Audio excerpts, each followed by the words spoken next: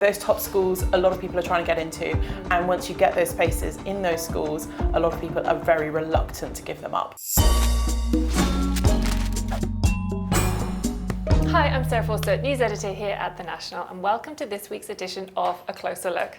Now, there's one thing that we're all aware of, it's approaching rapidly, and it is the first day of the new academic term. Yep, it's back to school time and we are all hopefully braced for it.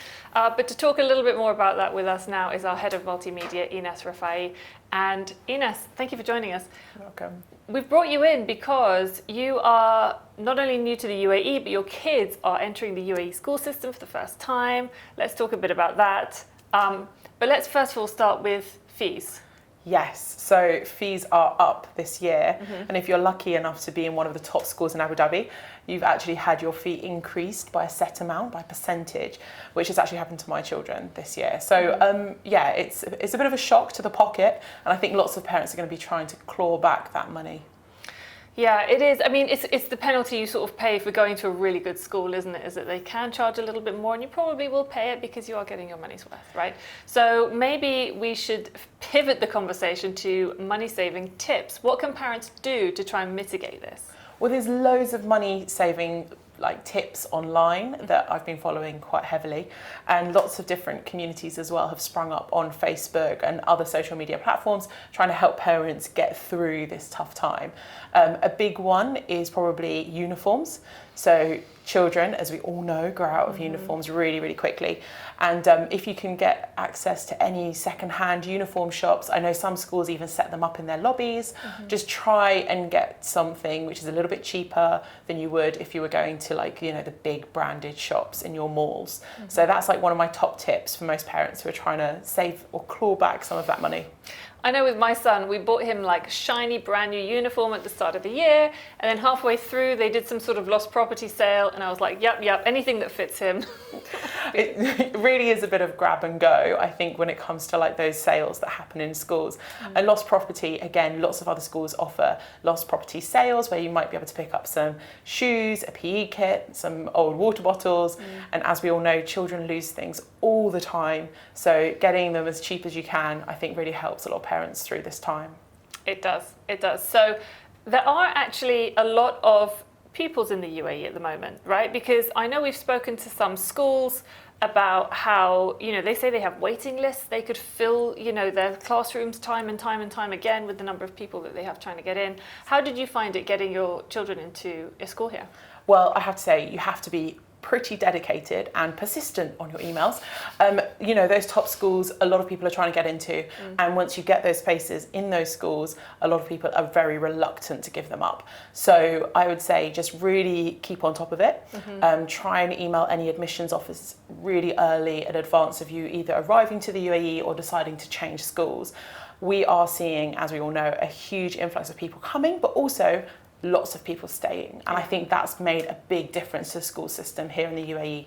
More than ever before, we're seeing people wanting to stay in the UAE rather than go back to whatever countries they've come from, and that has put a squeeze on those places.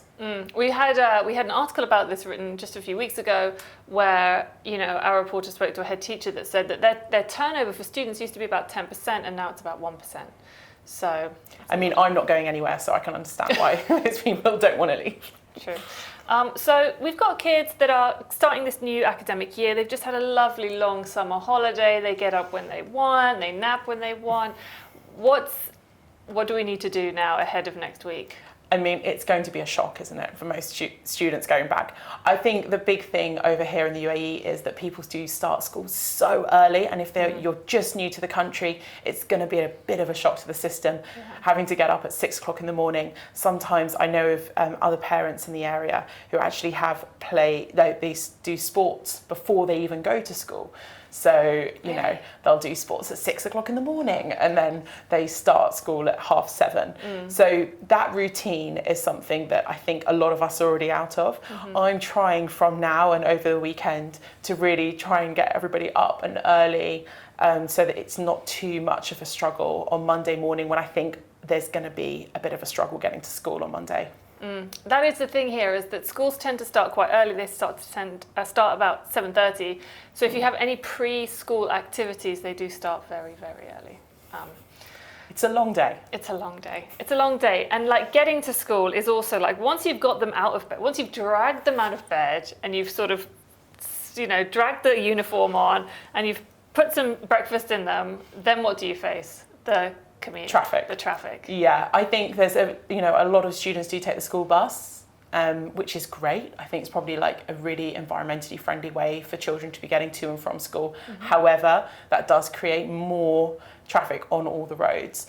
So I know from where I live in Abu Dhabi, there's always a bit of a backlog of traffic on a Monday morning because people are running that a little bit later. So I would suggest everybody wake up that little bit early for the first day of term, and just be really aware of the fact there's more traffic on the roads, which might mean more accidents.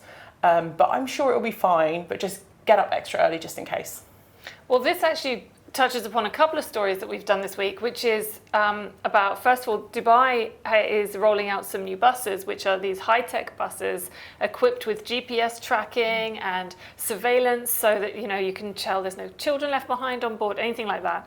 But then also another story very popular this week about being able to reduce the black points on your license if you pledge to obey traffic laws and then don't have an accident on Monday morning. So hopefully this will encourage almost everyone to drive that little bit safer. But as Enas says, it is important to get up possibly a little bit earlier on Monday. Yeah, I didn't even know about this. So I think luckily I'm not there yet with any black points on my license, but I'm sure those days will come. Yes, well, we are actually sending a reporter out with the traffic police on Monday morning just to see what it's like on the roads on that hectic, crazy first day of school.